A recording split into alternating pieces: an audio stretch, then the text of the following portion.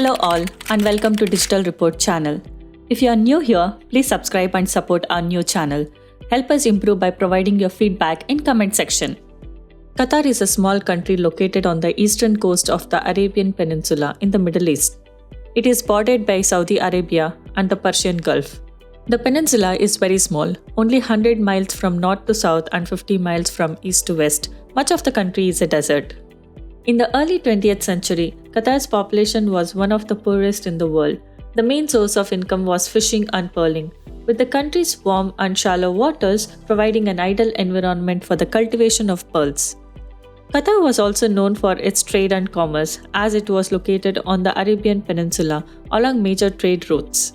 The country exported pearls, fish, dates, and imported a range of goods such as textiles, food, and construction materials. In addition to fishing and trade, Qatar also had a small agriculture sector with crops such as wheat, barley, and vegetables being grown in the limited arable land. However, the harsh desert climate and the lack of water made agriculture a challenging and unreliable source of income. Most of the population lived in small villages and towns along the coast, with a few nomadic Bedouin tribes residing in the interior. Overall, Qatar was a poor and isolated country with a little infrastructure and few opportunities for economic development. It all changed in the year 1939 when Qatar's first oil deposit was discovered in Deccan Field on its west coast. In 1940, approximately 4,000 barrels of oil were being produced daily. However, World War II and its aftermath caused a halt in development from 1942 to 1947, and exports did not commence until 1949. In 1951, Qatar's daily oil production was 46,000 barrels, generating $4.2 million in revenue. Later, the discovery and the development of offshore oil fields by Shell led to an increase in Qatar's production, which reached 233,000 barrels per day. The influx of revenue from oil exports allowed the ruling family of Qatar to begin modernizing the country. In 1950s, the country saw the opening of its first school, hospital, power plant, desalination plant, and telephone exchange. The revenue from oil exports in the 1960s and 1970s greatly boosted Qatar's economy, leading to significant infrastructural development and urban growth, including the rapid development of the capital city Doha. The Al Thani family from the Tamimi tribe is the ruling family of Qatar. As oil revenues increased in 1960s, the Al Thani family consolidated its power by appointing relatives to high government positions and granting all family members lavish allowances. However, despite the economic progress, Qatar remained under British control until 1971. British had maintained a presence in the Gulf region since 1800s, and Qatar was one of the last Gulf states to gain independence. The Al Thani family played a crucial role in Qatar's push for independence. The country officially gained independence on September 3, 1971, with Sheikh Khalifa bin Ahmad becoming the first emir of independent Qatar. He reduced the expenses of the royal family and increased funding for social programs, housing, healthcare, education, and pension. In 1971, the North Dam gas field, the world's largest natural gas field, was discovered off the coast of Qatar.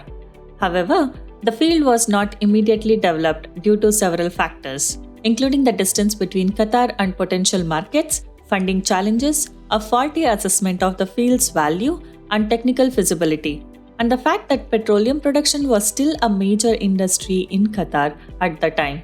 In 1970s, there was a significant increase in oil production in countries outside of the Organization of the Petroleum Exporting Countries, OPEC, such as the United States, the Soviet Union, and Mexico. This increase in non-OPEC production led to an oversupply of oil on the global market, which led to the crash of oil prices in 1980. Because of the oil prices crash, Qatar's economy once again stalled. Qatar finally began to develop its natural gas field in 1989, but the progress was very slow. By 1995, the situation in Qatar had not improved much. Sheikh Ahmed bin Khalifa, with the support of his family, took control of Qatar in 1995, while his father, Khalifa bin Ahmed, was on vacation in Geneva, Switzerland. He deposed him in a peaceful coup, after which Khalifa bin Ahmed lived in exile in France and Abu Dhabi until his return to Qatar in 2004. One of Sheikh Ahmed's initial actions was to expedite the development of North Dome natural gas field. Production was increased and Qatar began exporting natural gas for the first time. The North field contains an estimated 900 trillion cubic feet of natural gas, which is equivalent to about 14% of the world's total proven natural gas reserves. To meet the increased demand and production of liquid natural gas, Qatar has constructed several new liquid natural gas plants in partnership with international oil companies over the past 20 years. A total of 14 new liquid natural gas plants have been built in the country during this time. Oil and natural gas contributes to more than 70% of the government's total revenue, over 60% of the GDP, and approximately 85% of export earnings. In 1996, Qatar constructed an air base, a massive billion-dollar facility that has served as a logistics and command center for the US military. The partnership with the US military has provided Qatar with a high level of security and maintaining regional stability. Due to consistent oil production and a high level of natural gas production, Qatar's GDP has significantly increased over the past 20 years. It is no surprise that Qatar has been able to invest billions of dollars in the construction of state-of-the-art stadiums and other facilities equipped with modern technology and innovative design to host the 2022 FIFA World Cup. After Russian troops invaded Ukraine in 2022, demand for fuel and gas increased, leading to an increase in the prices of petrol and other fuels. Doha faced significant pressure to assist Europe in reducing its reliance on Russian gas, but stated that it was unable to do so in the short term due to long-term liquid natural gas contracts with Asian countries and the impossibility of replacing Russian gas in the short term. However, the country is planning to complete a major export project by the end of the decade, which will further establish its position as the top gas supplier in the Middle East.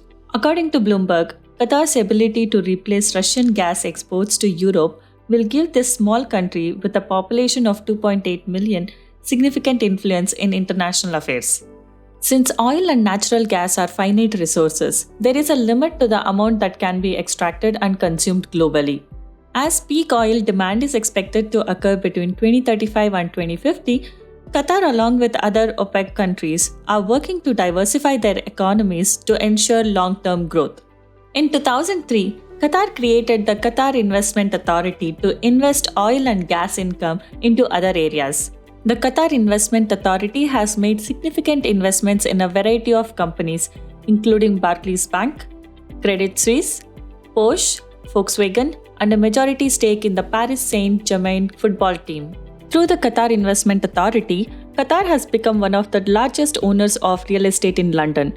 The country owns the Shrads, Western Europe's tallest skyscraper, as well as significant portions of Canary Wharf and other parts of the city. The Qatar National Vision 2030, published by the government, aims at transforming Qatar into an advanced country by 2030, capable of sustaining its own development and providing for a high standard of living for all its people for generations to come. Thank you for being with us till the end. Show us some love by hitting the like button and subscribing to our channel. Let us know what you want to hear from us next in the comment section below. Take care and bye-bye for now.